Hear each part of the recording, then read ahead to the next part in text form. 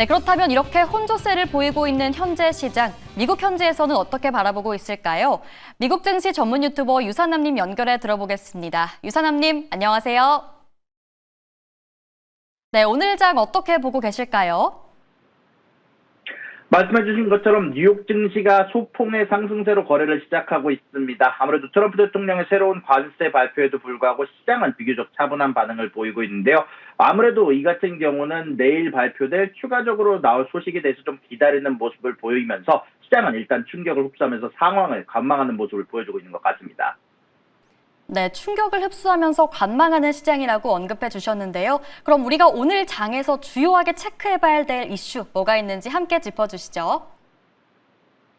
네, 일단 오늘 같은 경우는 거시경제 지표는 중요한 지표가 많지는 않습니다. EIA 단기 에너지 전망치가 나오게 될 예정이고요. 3년물에 대한 국채 입찰이 나올 예정이고, 그러고 난 이후에는 중국의 소비자 물가지수와 생산자 물가지수가 발표가 될 예정입니다.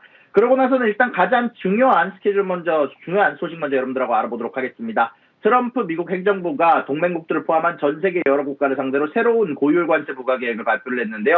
일단 먼저 백악관은 한국과 일본산 수입품에 대해서 8월 1일부터 25%의 관세를 부과한다고 밝혔습니다. 이는 일단 10%의 기본 관세 위에 부과가 되는 게 아니라 25%의 관세만 부과가 된 형식이다라고 이미 발표를 했고요. 이는 미국 시장을 더욱더 개방하고 미국 내 제조업 투자를 늘리려는 강력한 압박으로 해석이 되고 있습니다. 관세 폭탄이 여기서 그치지 않습니다. 트럼프 대통령은 소셜미디어를 통해서 여러 국가에 대한 관세율을 줄줄이 공개를 하고 있는데요. 남아공에는 30%, 태국에는 36%, 방글라데시 35%, 인도네시아 32%, 캄보디아에는 36%의 관세가 부과가 될 예정입니다. 이 외에도 말레이시아, 카자흐스탄은 25%, 미얀마와 라오스에는 40%, 보스니아에는 30%에 해당하는 관세율이 책정이 되었고요. 백악관은 당초 7월 9일이었던 협상 시한에 대해서 8월 1일로 연장한다라고 밝히기도 했습니다. 캐롤라인 레빗 백악관 대변인은 앞으로 12개국에 추가적으로 관세 부과 서한을 보낼 것이다라고 얘기하면서 이번 조치가 끝이 아니며 특히 트럼프 대통령은 브릭스가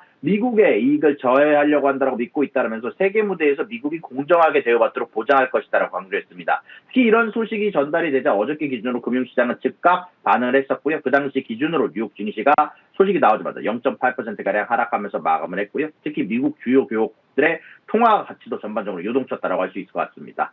자, 그리고 그 다음 소식입니다. 이번에 태양광 관련주들이 이번에 트럼프가 행정명령을 발표하면서 일제히 급락세를 보였습니다. 도널드 트럼프 대통령이 어저께 기준으로 청정에너지 세금 공제 혜택을 조기 폐지하는 행정명령에 서명했다는 소식이 전달이 되면서부터인데요. 현지 시간 기준으로 7일 밤 기준으로는 트럼프 대통령은 이른바 One Big Beautiful Bill 법안이 발효된 후 45일 이내에 청정에너지에 대한 세금 공제를 종료하도록 하는 행정명령을 내렸습니다. 이 조치는 결국 연내에 시행될 것으로 예상이 되고 있는데요. 이 소식이 나오게 되면서 태양광 인버터 제조업체인 엔페이지 에너지 주가는 개장 전 거래 전부터 3.4%가량 하락을 했고요. S&P 500 지수 구성 종목 중 가장 커다란 하락률을 기록을 하게 됐습니다. 다른 태양광 기업들도 직격탄을 맞았습니다. 퍼스트 솔라의 주가는 2.5%, 선런 5.9%, 솔라 엣지 테크놀로지스 6.5%가량 급락을 했습니다. 여기에 대해서 월가에 투자하는 TD코인 같은 경우는 즉각 엔페이지 에너지에 대한 투자 의견을 매수해서 보유로 하향 조정하게 됐고요.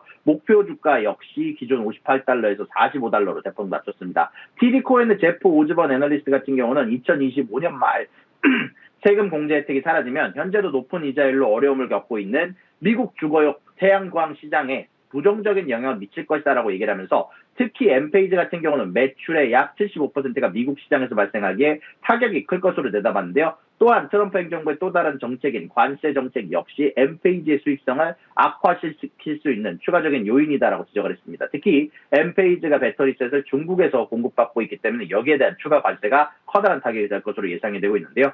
트럼프 대통령은 이번 행정명령에 대해서 태양광과 풍력과 같은 비싸고 신뢰할 수 없는 에너지원에 보조금을 지급하는 것은 반대다라는 입장을 분명히 했습니다. 특히 이러한 프로젝트의 확산은 저렴하고 신뢰할 수 있는 국내 오일 에너지원을 대체하고 전력망을 위태롭게 하며 국가의 아름다운 자연경관을 훼손한다라고 주장하면서 전반적으로 여기에 대한 부정적인 입장을 밝혔습니다. 자, 그리고 마지막 소식입니다. 애플의 인공지능 AI 개발 역량에 또다시 한번 비상등이 켜졌습니다. AI 모델 개발을 이끌던 핵심 인원이 경쟁사인 메타로 전격 이직했다는 소식이 전달이 됐는데요. 블룸버그 통신에 따르면 애플의 파운데이션 모델팀을 총괄하던 루오밍 팡이 메타로 자리를 옮긴 것으로 확인이 됐습니다.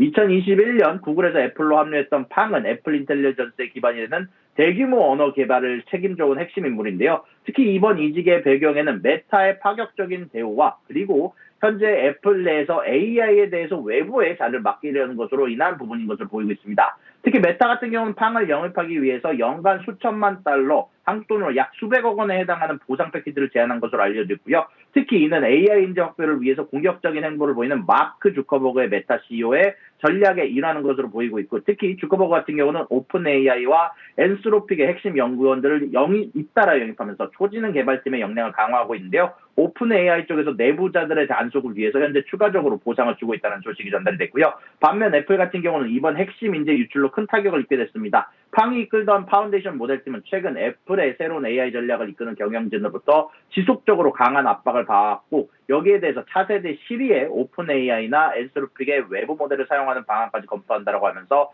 팀 내부의 사기가 크게 저하된 가운데 나온 소식이다 보니까 추가적으로 그의 팀에 속했던 여러 엔지니어들이 다른 회사로의 이직을 계획하고 있다는 추가적으로 보도가 되게 됐습니다. 네, 언급해주신 메타는 현재 약보합권의 흐름 가져가고 있습니다. 이렇게 시장 대응에 필요한 내용까지 함께 짚어드렸고요. 미국 증시 전문 유튜버 유산남님과 함께했습니다. 고맙습니다.